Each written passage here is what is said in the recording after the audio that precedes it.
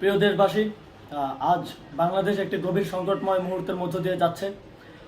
এখন পর্যন্ত আমাদের প্রাপ্ত খবর অনুযায়ী আওয়ামী লীগ, ছাত্রলীগ, যুবলীগের সন্ত্রাসীরা গুলি করে কুপিয়ে প্রায় 30-এর অধিক শিক্ষার ছাত্র জনতাকে হত্যা করেছে এবং দিন শেষ হতে হতে এই সংখ্যাটা কোথায় গিয়ে দাঁড়ায় আমরা জানি না।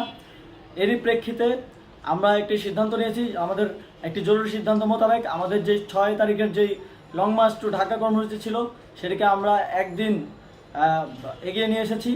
অর্থাৎ আগামীকাল 5ই অগাস্ট সারা দেশের মুক্তিকামী জনতাকে ঢাকার উদ্দেশ্যে রওনা হওয়ার জন্য আমরা আহ্বান জানাচ্ছি।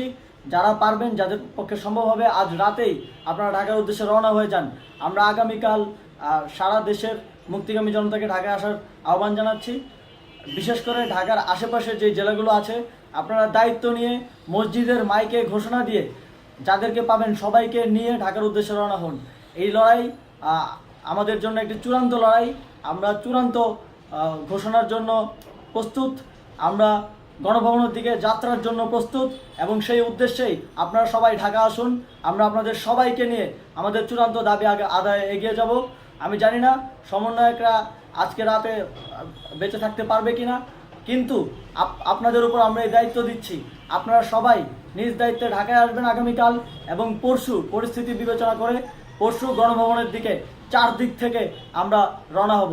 আমরা খুব আতঙ্কের সাথে লক্ষ্য করছি যে ছাত্রলীগ, যুবলীগ এবং আওয়ামী লীগের গুন্ডারা পুলিশের অস্ত্র দিয়ে পর্যন্ত সাধারণ জনগণের উপর হামলা করছে। কিন্তু একটি সুখের খবর হচ্ছে, সারা দেশের বিভিন্ন স্থানে সেনাবাহিনী ছাত্র জনতার পক্ষে দাঁড়িয়েছে। আবার কিছু কিছু জায়গায় যেমন মিরপুর ও মোহাম্মদপুরে সেনাবাহিনী ছাত্র জনতার বিপক্ষে দাঁড়িয়ে গুলি চালাচ্ছে। আমরা সেনাবাহিনীর প্রতি আহ্বান জানাতে চাই, আপনারা এদেশের নাগরিক এবং আপনারা এদেশের নিরাপত্তার দায়িত্বে আছেন, এদেশের জনগণের যানবাহনের নিরাপত্তার দায়িত্বে আছেন।